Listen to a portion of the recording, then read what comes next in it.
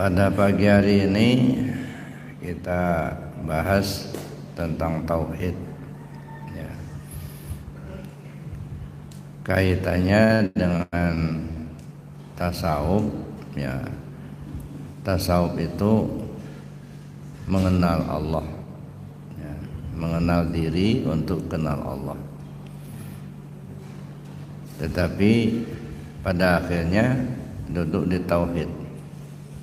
Nah, makanya kalau di Arafah itu sebelum masuk tasawuf harus matang tauhidnya dulu, ya. Maka fikih, tauhid, tasawuf, Islam, iman dan ihsan.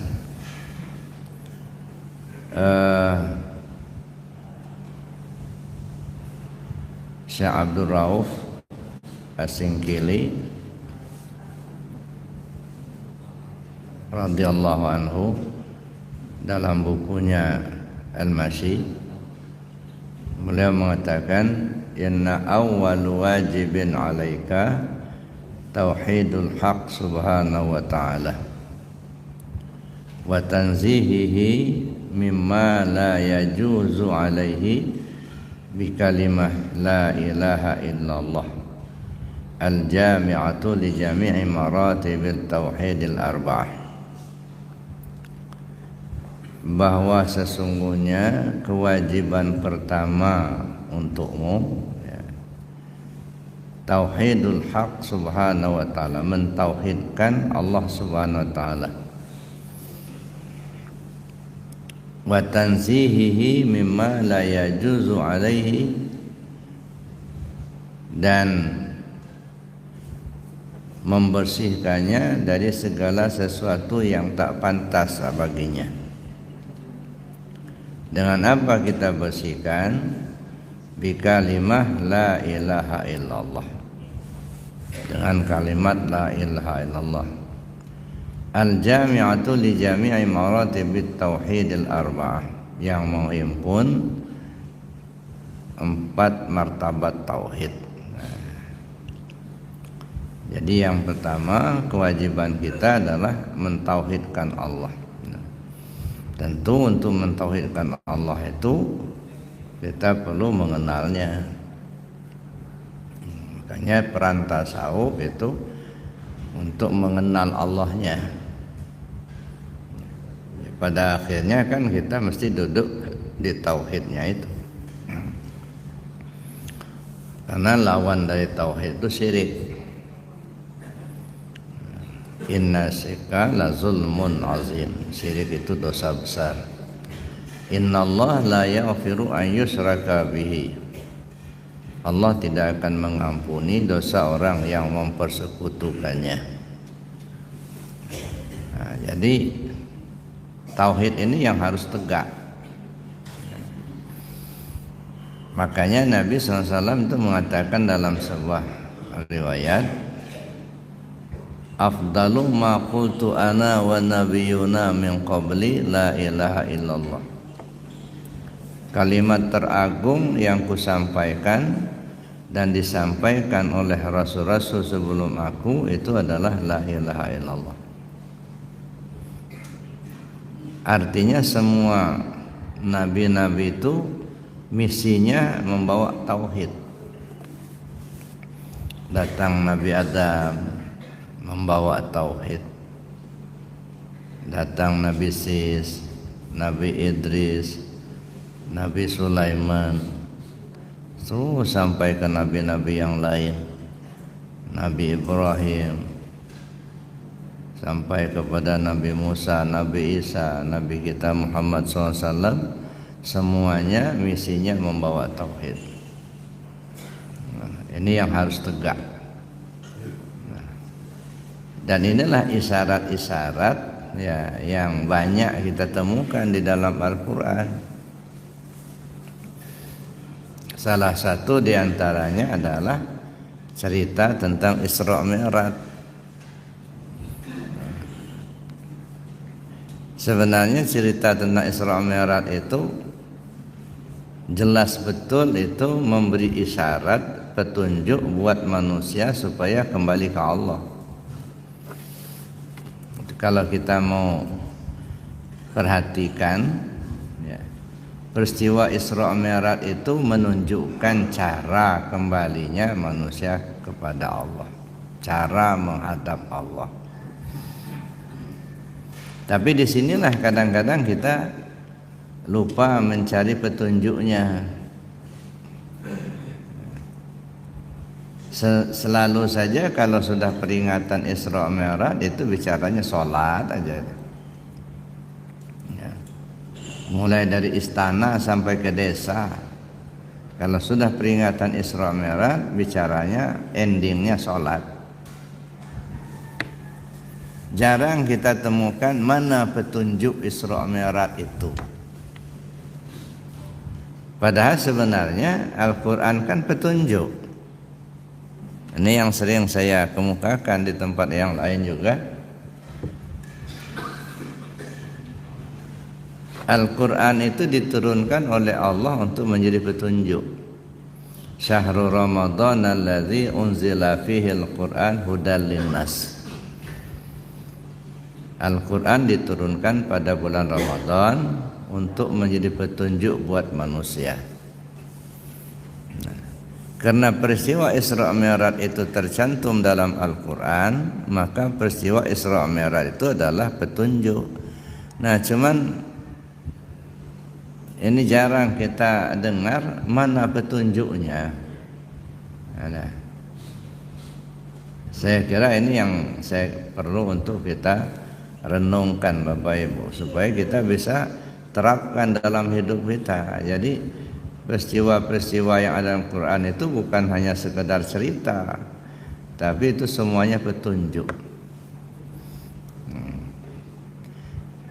Sekilas kita akan lihat tentang petunjuk dari Isra Mi'raj itu untuk menguatkan apa yang saya katakan tadi, apa yang dikemukakan oleh Syekh Abdul Rauf As-Singkili. Inna awwala wajibin alaika tauhidul haq. Bahwa sesungguhnya pertama kali yang menjadi kewajibanmu itu mentauhidkan Allah Subhanahu wa taala. Wa tanzihihi mimma la yajuzu alaihi, dan membersihkannya dari segala sesuatu yang tak pantas bagi Allah. Dengan apa dibersihkan? Bi kalimah la ilaha illallah. Dengan kalimat la ilaha illallah al-jami'atu li jami' maratibit tauhidil arba'ah, yang menghimpun 4 martabat tauhid. Ya.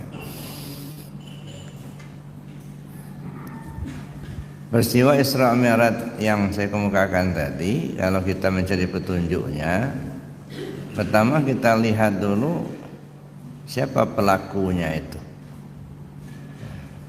Pelaku Isra Mi'raj itu kan 3 pelaku utama: Muhammad, Jibril, Burak. Ini pelaku utama. Yang akan berangkat itu, yang akan menghadap Allah itu Muhammad. Bukankah kita semuanya ini akan menghadap Allah? Inna lillahi wa inna ilaihi raji'un. Semua manusia pasti akan menghadap Allah. Nah, kalau kita ingin menghadap Allah, caranya bagaimana? Nah, contohlah Isra Mi'raj. Makanya peristiwa Isra Mi'raj itu sebuah peragaan. Linuriyahu min ayatina. Karena kami ingin perlihatkan tanda kebesaran kami. Memperlihatkan artinya memperagakan.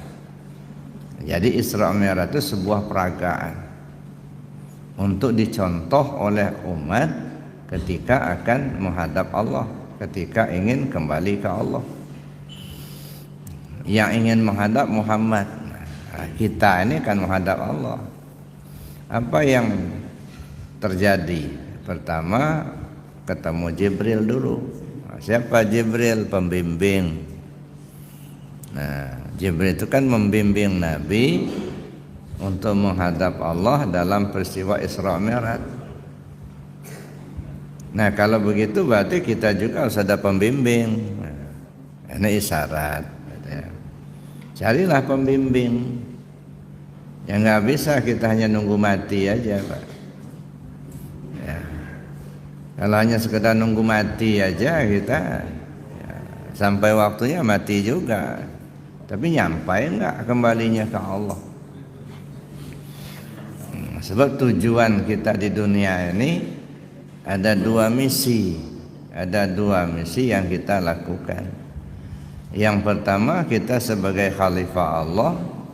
Yang kedua sebagai penanggung diri rahasia.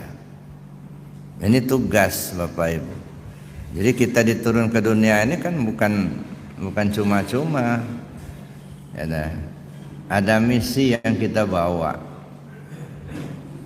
Yang pertama kita sebagai khalifah Allah. Apa itu khalifah Allah? Kalau istilah khalifah ini dibahasakan bahasa kita kan wakil Allah, tapi sebenarnya Allah tidak butuh wakil. Ya. Jadi khalifah Allah itu apa? Kita manusia ini sebagai alat peraganya Allah untuk memperagakan sifat-sifatnya di muka bumi. Nah, ini tugas kita. Jadi tugas kita ini memperagakan sifat-sifat Allah selama hidup kita. Ya. Allah Ar-Rahman, Allah Maha Pengasih. Nah, coba kita peragakan. Suka nolong orang, suka ngasih. Ya. Jadi ketika kita memberi, timbul sifat suka nolong, suka memberi, ketahuilah sebenarnya kita sedang memperagakan sifat Ar-Rahmannya Allah. Ketika timbul kita dalam hati kita sayang kepada semua makhluk Allah, tak pilih-pilih. Entah dia manusia, entah dia binatang, entah dia tumbuhan, manusia beriman, manusia kafir, yang kita kenal, yang tidak kita kenal, timbul rasa sayang. Ya. Ketahuilah itu adalah memperagakan sifat Ar-Rahimnya Allah. Karena yang penyayang itu cuma Allah. Kita kan memperagakan sifatnya itu. Nah itu kalau kita mau jadi khalifah. Kalau timbul kebencian, benci sama sana sini gitu, membuli sana, bully sini, itu bukan khalifah Allah. Khalifah Allah itu artinya memperagakan sifatnya. Maka timbullah rasa sayang, tidak pilih-pilih. Ya, apakah manusia beriman, manusia kafir, bahkan manusia benci sama kita pun itu. Timbul rasa sayang. Sehingga kata orang tasawuf, kata pengasah Abah Sepuh, sayangi orang yang membenci kepadamu. Nah ini tugas. Nah, kadang-kadang tugas ini yang kurang jalan Bapak Ibu.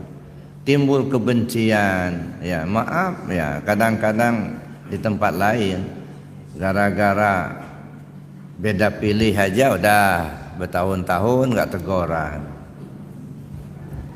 Gara-gara nggak kepilih lagi jadi pengurus ribut. Gara-gara nggak milih, nggak nyoblos yang bersangkutan, dendam. Nah, ini bukan khalifah Allah yang begitu. Yang khalifah Allah itu memperagakan sifatnya. Kalau benci, dendam itu sifat belis itu. Nah, pelit itu, bakhil itu bukan sifat Allah, itu sifat belis. Nah jadi artinya kita itu memperagakan sifat Allah di muka bumi. Semakin banyak sifat Allah kita peragakan, semakin mulia nilai kemanusiaan kita, baik dipandang Allah maupun dipandang makhluk. Itu satu. Dan itu harus terlaksana selama hidup. Dan itu akan diminta tanggung jawab. Yang kedua, penanggung diri rahasia. Nah, penanggung diri rahasia inilah yang berat, yang ketika dulu ditawarkan Allah kepada makhluk yang lain semua nolak. Inna aradna al-amanata 'ala samawati wal ard. Saya tawarkan sebuah amanah penting kepada bumi dan langit, gunung dan bukit, kepada malaikat, kepada semua menolak. Wa hamalahal insan, maka makhluk yang bernama manusia menyatakan kesanggupannya untuk menerima amanah penting itu. Apa itu? Diri rahasianya Allah. Nah, maka tugas kita tentang diri rahasia ini ada 4. Yang pertama, wajib mengenalnya. Kenali dulu siapa diri rahasia itu. Falyanzuril insanu mimma khuliq. Hendaklah manusia memperhatikan tentang dirinya dari apa diciptakan. Ini tugas pertama. Nah, kenali dulu. Nah, masalahnya sekarang kita tanya ke diri kita sendiri, sudah kenal belum kita dengan diri kita ini? Jadi mengenal diri itu bukan sunat, wajib. Ya. Bagaimana mungkin kita akan kenal Allah kalau kita nggak kenal sama diri kita, sama diri sendiri nggak kenal, apalagi sama Allah. Ada. Itu pertama. Ini kewajiban. Nanti dulu masalah pahala-pahala itu. Ya, sekarang kan marak itu, yang tua-tua belajar tahsinul Quran itu, baguslah meluruskan bacaan Quran. Tapi ketahuilah, bacaan yang dibaca itu tulisan Arab, membenarkan bacaan tulisan Arab. Sudahkah kita membaca maksud dari ayat? Saya kira ini bukan hanya membaca tulisan Arabnya, Pak, membaca maksud ayat itu supaya kita terapkan dalam hidup kita. Saya pikir ya kalau kita sudah tua-tua begini, yang penting lurus bacaannya, benar makhraj hurufnya sudah, itu ya. Ini kan sudah tamat ulang lagi, habis waktu kita. Itu. Hanya membenarkan, membetulkan bacaan, padahal bacaan sudah betul. Nah, yang perlu itu maksud ayat itu loh. Itu yang dikaji tua-tua kan begitu. Supaya kita terapkan dalam hidup kita ini. Kadang-kadang kita baca-baca terus, tapi perintah ayat enggak kita jalanin, gitu. Wazkur rabbaka fi nafsika tadarruan wa khifatan wa dunal jahri minal qawli bil ghudwi wal asal wa la takum minal ghafilin. Udah baca, udah tahu zikir belum? Ini aja enggak paham kadang, ya. Begitu kita masuk zikir jahar, belum selesai. Udah bangun, salaman bangun. Kenapa? Karena nggak paham. Zikir yang kita terapkan tadi Qadiriyah wan Naqsyabandiyah. Qadiriyah itu zikir jahar la ilaha illallah. Selesai zikir jahar, belum selesai, jangan berdiri dulu. Ini kan sibuk cari sandaran. Ada. Itu belum selesai, itu baru zikir qadiriyahnya. Doa, setelah doa hadarah lagi, masuk zikir khafi di dalam hati, gitu. Makanya diam. Nah, diam itu bukan merenung, melatih hati untuk zikir. Nah, tapi karena nggak paham, gitu, begitu selesai doa langsung salaman bangun. Pada ayatnya dibaca ayatnya, wazkur rabbaka fi nafsika tadarruan wa khifatan wa dunal jahri minal qawli bil ghudwi wal asal wa la takum minal ghafilin. Nah, ini yang saya maksudkan. Jangan habis waktu kita tahsinul Qur'annya itu baca tulisan Arab. Membaca maksud ayat itu untuk kita terapkan. Itu yang lebih penting. Ada. Kita ini kadang-kadang ya itulah ya, disuguhkan dengan hal-hal yang tidak esensi gitu. Ya. Bukan berarti kita mengabaikan bacaan tulisan, enggak, itu penting gitu. Bagaimana mungkin kita akan membaca, maksudnya kalau baca tulisan aja nggak bisa. Ya. Tapi maksud saya kalau memang sudah lurus ya sudahlah gitu. Ini kan sudah tua-tua, diulang lagi, sudah tamat, diulang lagi gitu. Ya, habis waktu kita mengorek-ngorek itu aja. Ya, ujung-ujungnya ya kalau sekedar bacaan, ujung-ujung talim. Ya, udah talim apa yang diceritakan? Ada jemaah yang cerita saya.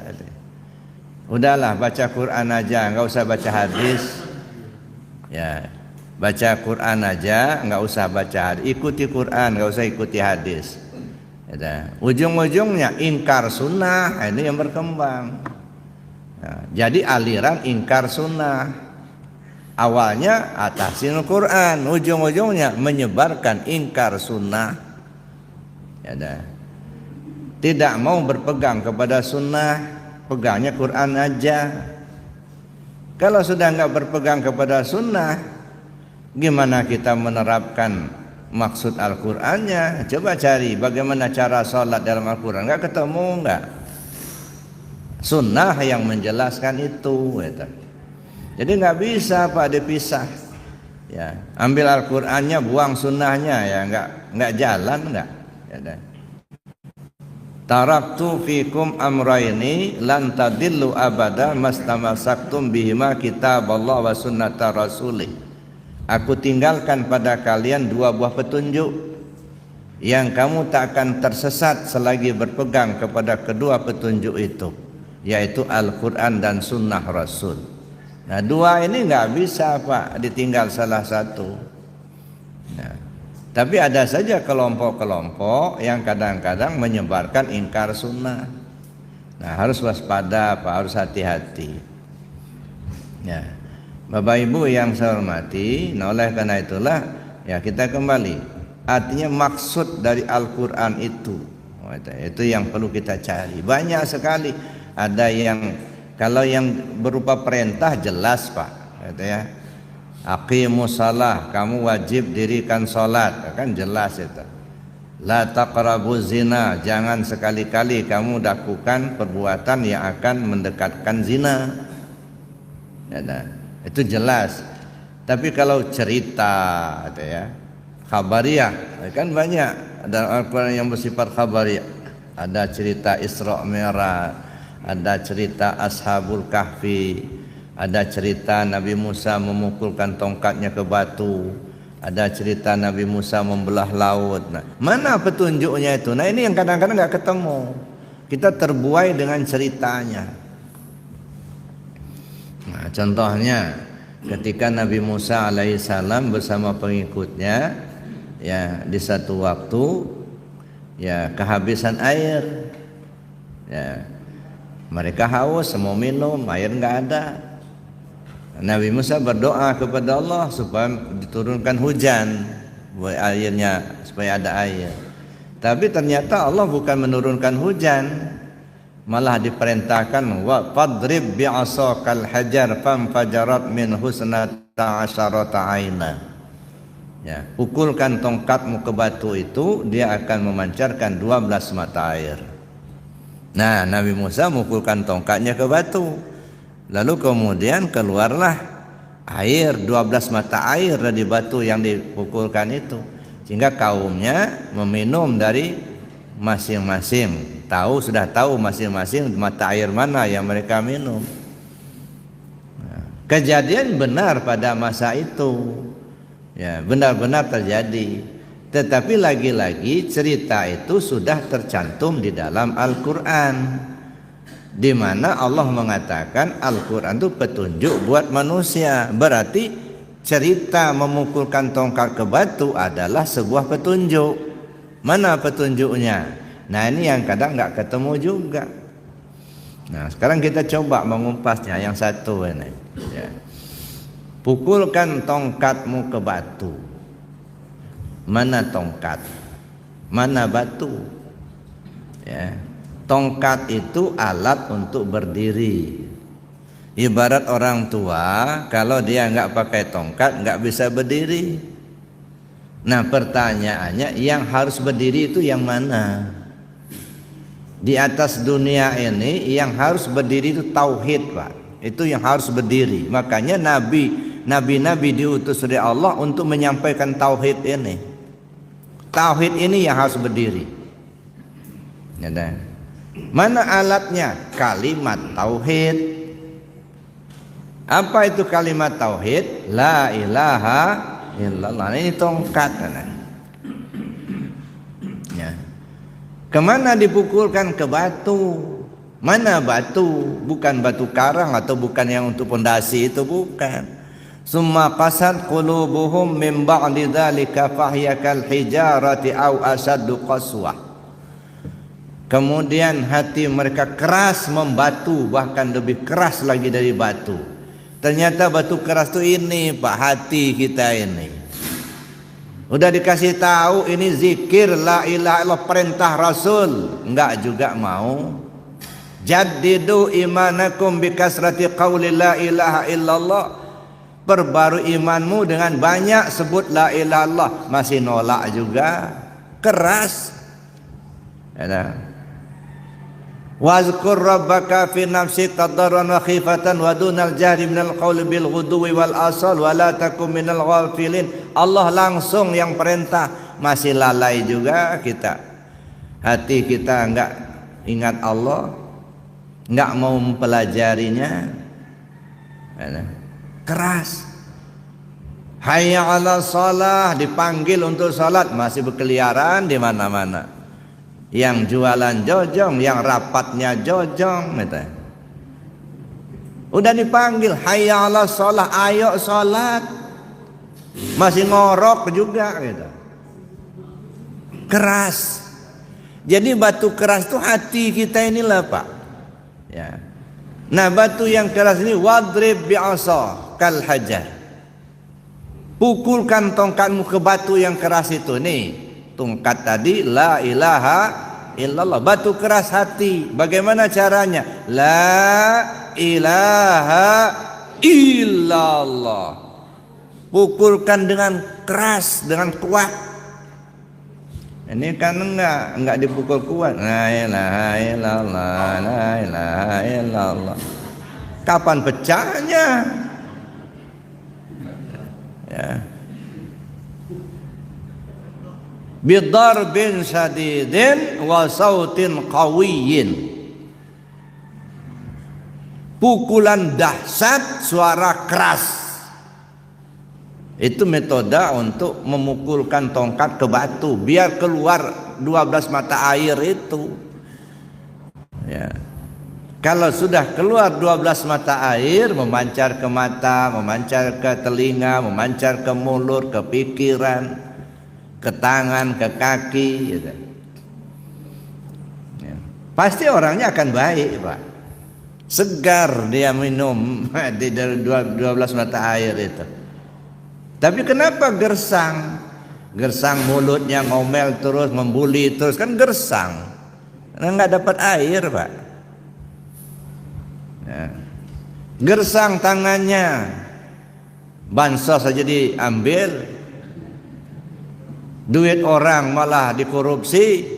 Ini kan gersang tangannya, nggak dapat petunjuk. Kenapa? Iya, batu yang keras nggak dipukul. Nah, jadi itu isyaratnya apa? Artinya amalkan zikir la ilaha illallah tadi. Nah, itu salah satu petunjuknya juga. Tapi masih juga nolak gitu. Begini bagana, begini bagano, begitu macam-macam alasan gitu. Ya.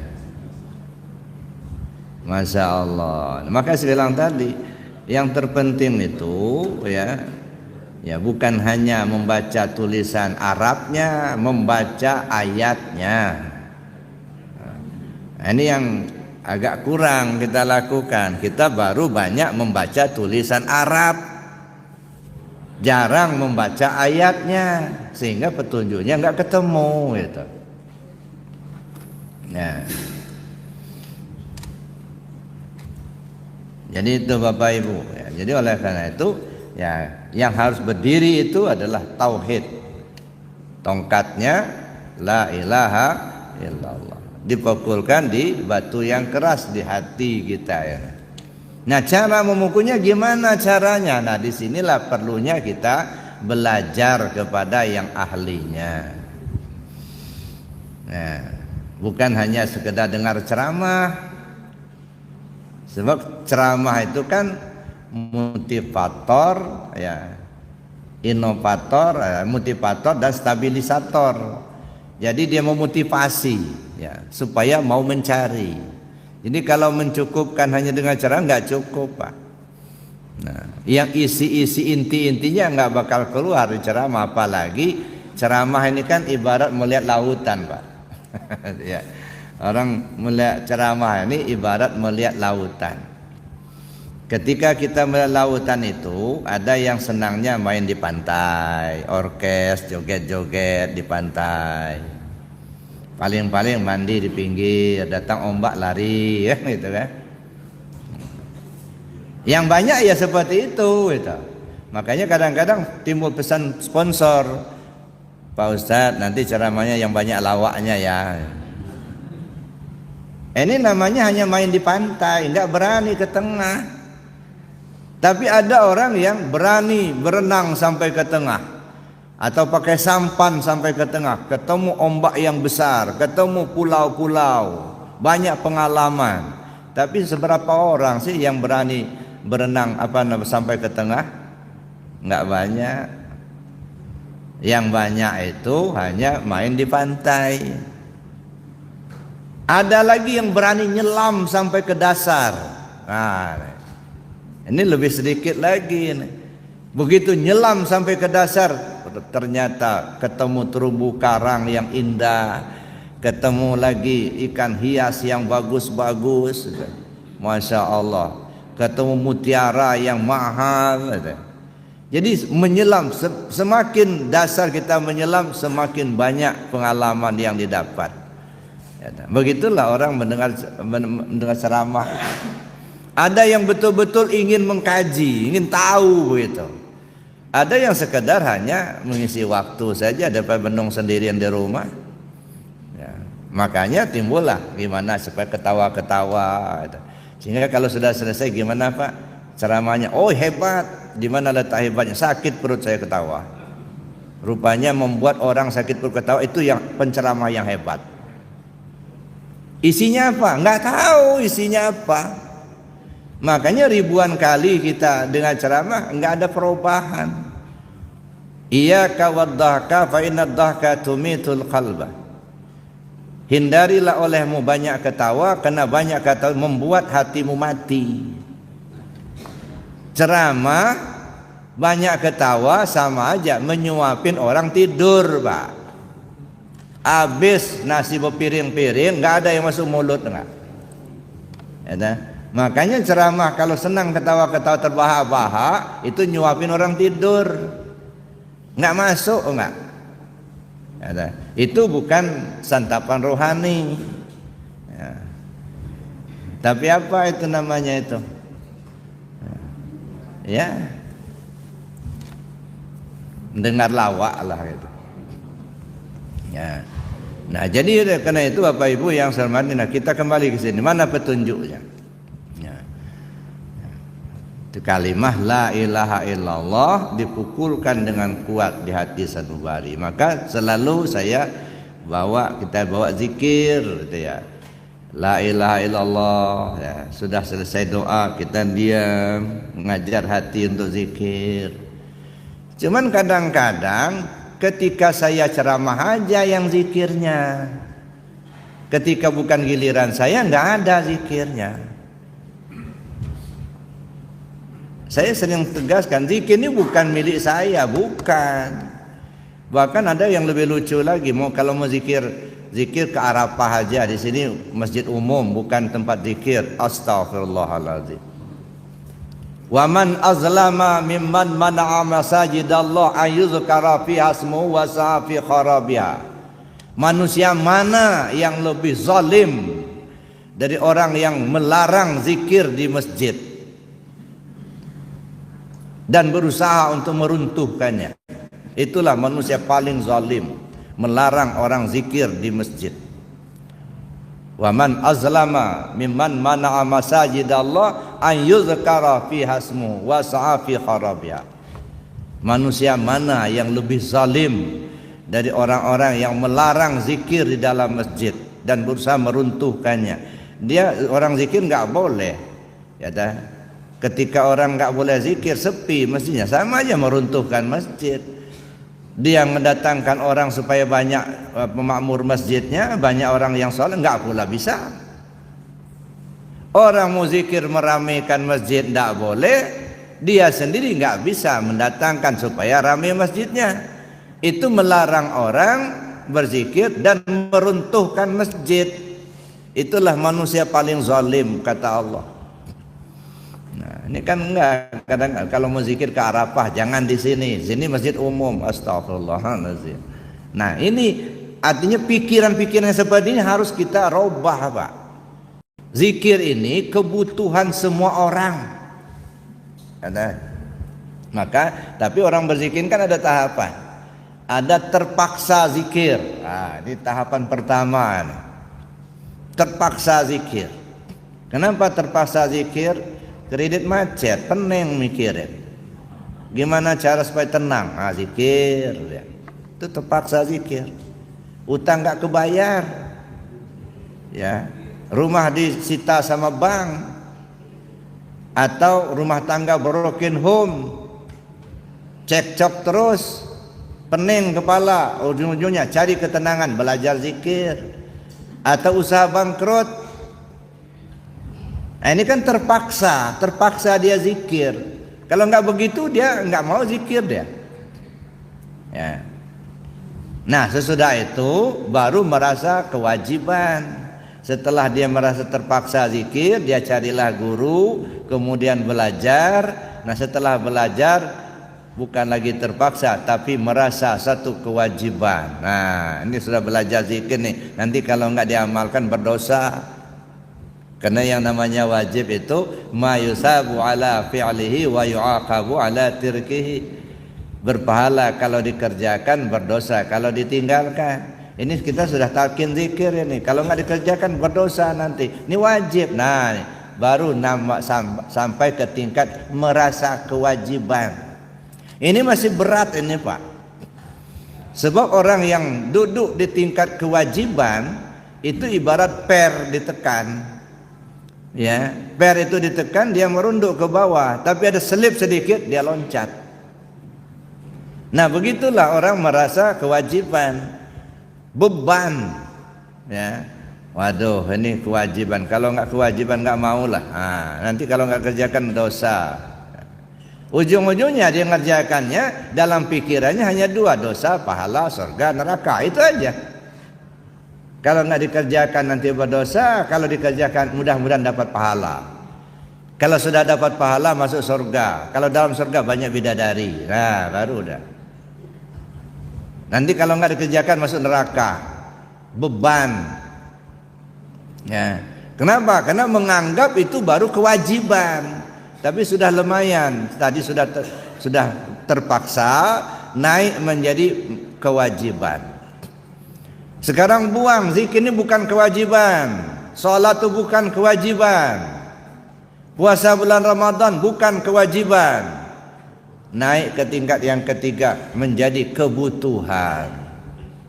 Oh, jadi zikir ini bukan kewajiban tapi kebutuhan.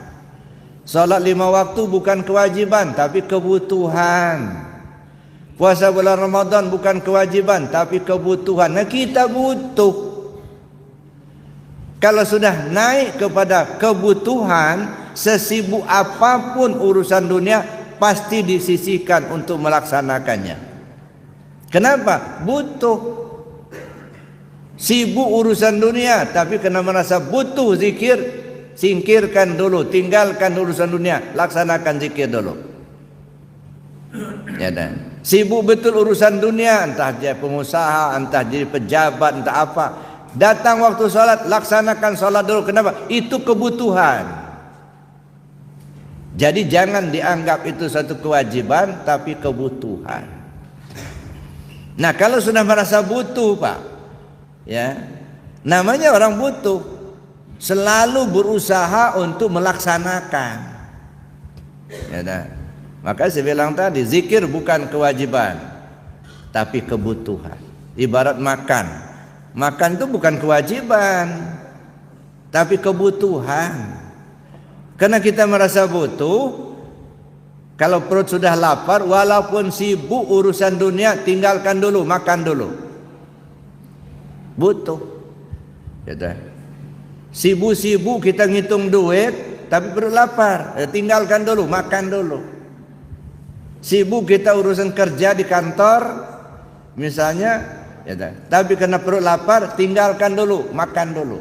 Kenapa? Makan itu kebutuhan tubuh, zikir kebutuhan ruh, sama-sama kebutuhan. Cuman kita ini kadang-kadang hanya kebutuhan tubuh saja yang dipenuhi, kebutuhan ruh malah kita abaikan. Padahal diri kita yang sebenarnya, ya ruh kita itulah. Kalau tubuh ini kan casingnya saja, Pak. Baju. Tubuh kita ini kan baju ini. Pakaian di dunia.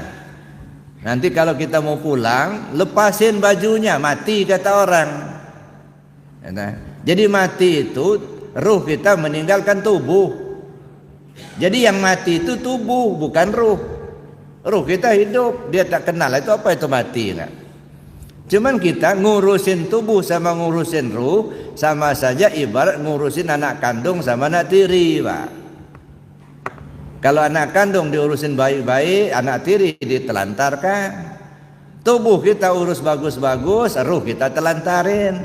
Pada diri kita yang sebenarnya ruh itulah, dialah yang bertanggung jawab langsung ke Allah. Kalau tubuh ini nggak pernah ketemu Allah, enggak, ya. Kalau yang pernah ketemu Allah itu ruh kita itu, maka dia yang diminta tanggung jawab. Tapi itu yang kita abaikan, Bapak Ibu. Nah, oleh karena itulah maka ya kita kembali ke persoalan ini tadi. Nah, jadi Isra Mi'raj itu ya menjadi sebuah petunjuk, saya bilang tadi. Nah, kita lihat ya, kenapa harus pakai burak? Ya. Apa itu burak? Kata Nabi, burak itu wajhuhu kawajhin nas. Mukanya kayak orang. Maka digambarkanlah oleh orang yang ahli lukis gitu ya. Mukanya kayak wanita cantik, badannya seperti kuda. Lalu ditulis di bawahnya, inilah kendaraan Nabi waktu Isra Mi'raj. Nah, kita terperangah itu. Oh, ini ya kendaraannya bagus benar ya. Ya, mukanya kayak artis gitu. Nah, kita nggak paham maksudnya apa. Wajuhu kawajhin nas, mukanya kayak orang, tapi isinya binatang. Ada nggak orang kayak gitu tuh? Ada. Bentuknya manusia, isinya binatang. Ada. Kendaraan itu burak. Burak itu binatang kendaraan tercepat. Ya, yang paling cepat. Mana kendaraan akan menghadap Allah. Jadi Nabi Muhammad itu ketika Isra Mi'raj akan menghadap Allah pakai kendaraan burak. Burak itu kendaraan paling cepat. Ya. Kita akan menghadap Allah, mana kendaraannya? Gitu ya. Maka ketika Nabi sudah ketemu Jibril sebagai pembimbing, apa dilakukan Jibril? Belah dada. Belah dada, keluar jantung. Dada lambang fisik, jantung lambang hati. Untuk apa? Dibersihkan. Artinya kalau ingin kembali ke Allah, bersihkan dulu zahir dan batin. Itu. Nah, dalam bahasa tarekat talqin zikir. Nah, itu belah dada itu. Nah, kita akan berangkat ini menuju Allah. Udah ketemu guru pembimbing, ya. Udah ketemu Jibril, belah dada. Nah, di kita untuk petunjuknya carilah guru pembimbing. Setelah guru pembimbing kita temukan, kata Syekh Muhammad Amin Al-Qurdi, jangan tinggalkan dia sebelum ruhmu dibawanya menghadap kepada Allah. Maksudnya apa? Jangan tinggalkan guru itu sebelum kau ditalkin zikir dulu. Kata. Nah, setelah dibelah dadanya didatangkan burak sama Jibril, kendaraan menghadap Allah. Setelah talqin zikir dikasih kendaraan zikir jahar, la ilaha illallah. Itu zikir jahar, kendaraan menghadap Allah. Itulah kendaraan yang paling cepat. Afdalu ma qultu ana wan nabiyyuna min qabli la ilaha illallah. Kalimat teragung ku sampaikan dan disampaikan Rasul sebelum aku itu adalah la ilaha illallah. Berarti inilah kendaraan yang paling cepat. Salat kendaraan, sedekah kendaraan, haji kendaraan, ya, baca Quran kendaraan, tasbih kendaraan, kendaraan menuju Allah. Tapi dari sekian banyak kendaraan yang paling cepat adalah burak la ilaha illallah. Nah, ini pakailah burak ini.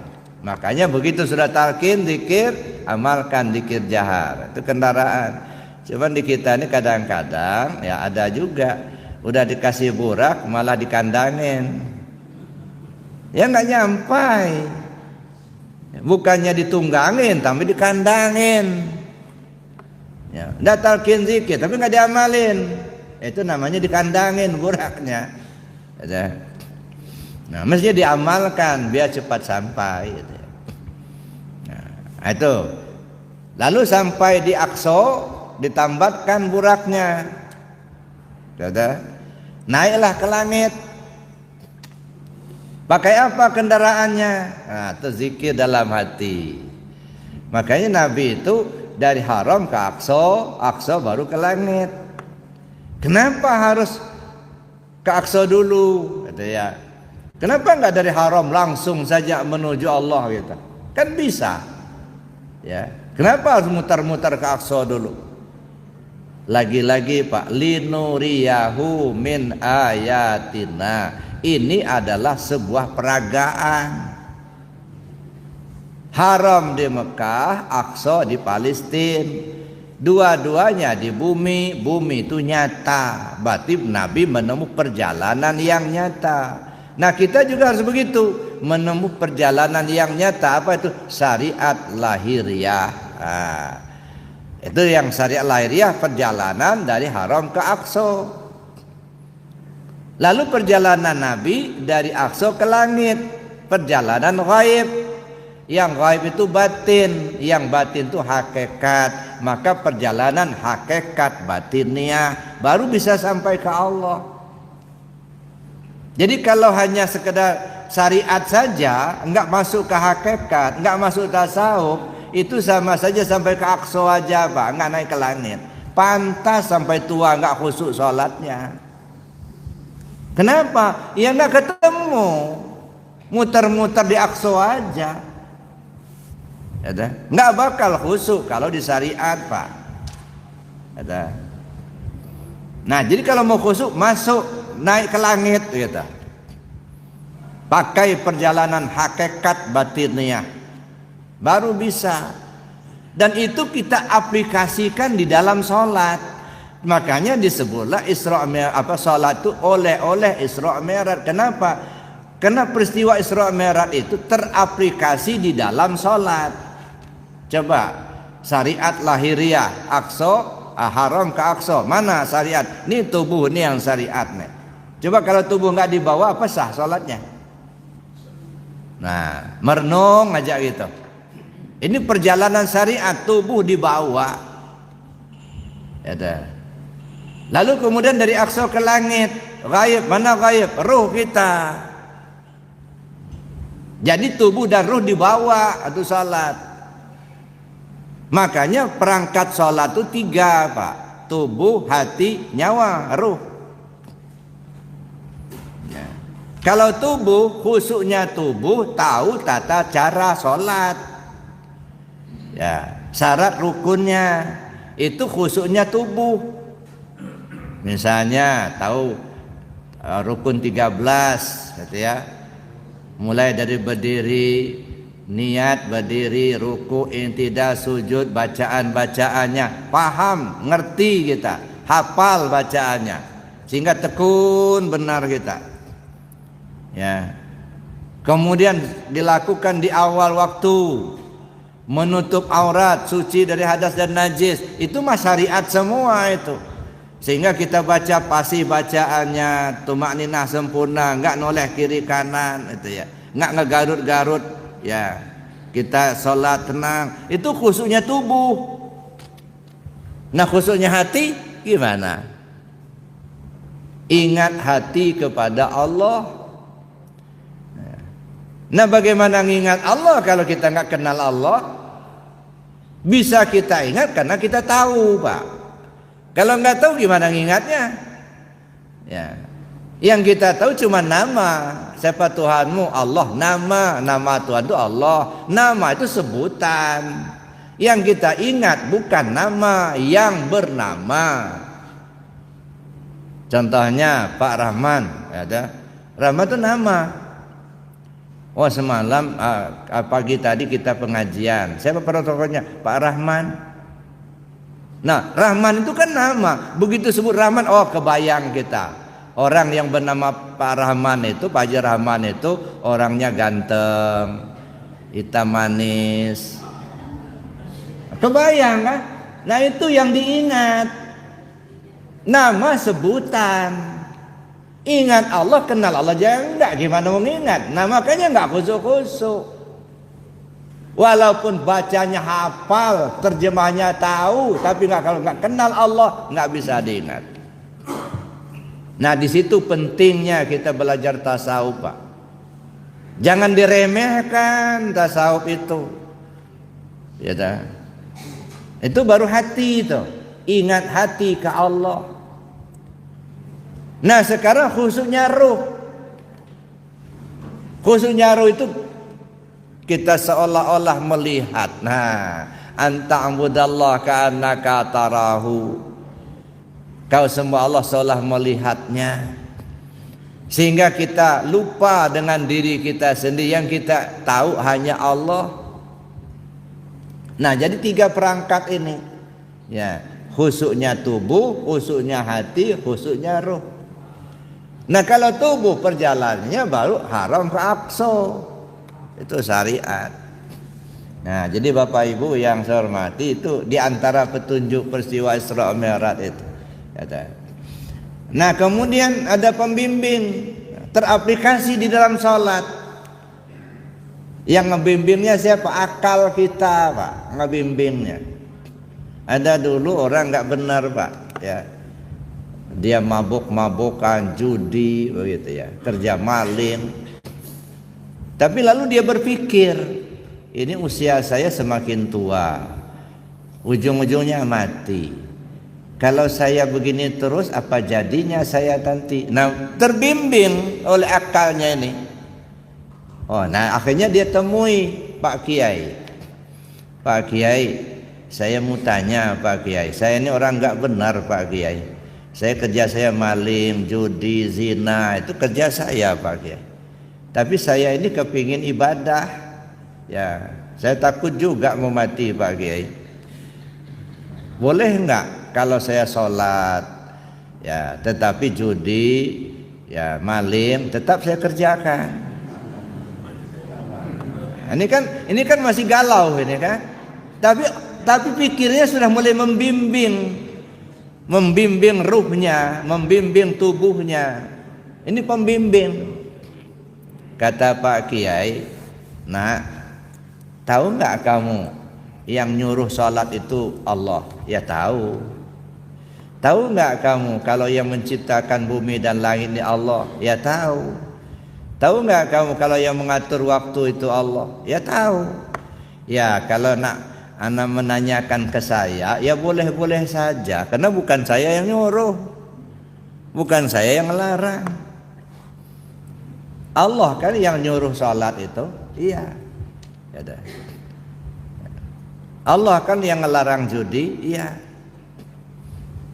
Yang dilarang Allah itu maling, jangan gunakan waktu antara subuh dengan zuhur, antara zuhur dengan asar, antara asar sama maghrib, antara maghrib sama isya, antara isya sama subuh. Itu waktu yang dilarang Allah. Kalau mau maling juga cari waktu yang lain. Mulai mikirlah orang, nggak ada kayaknya waktu yang lain. Itulah waktunya.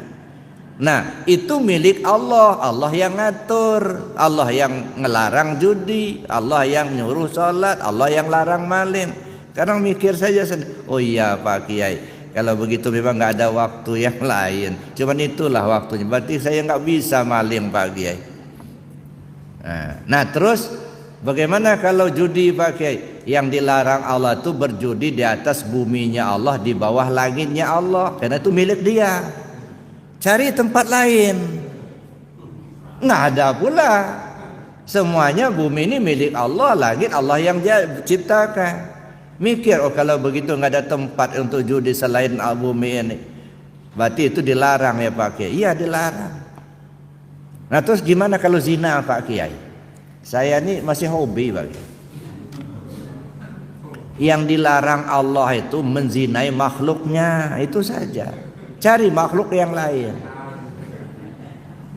Mikir-mikir, nggak ada pula semua makhluk Allah semua.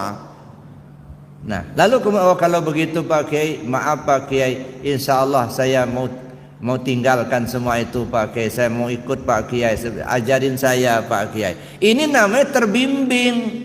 Jadi akalnya membimbing ruhnya, membimbing hatinya. Makanya perlu ada pembimbing, ada Jibril itu membimbing itu. Orang nggak benar jadi orang benar. Kenapa? Terbimbing oleh pikirannya sendiri.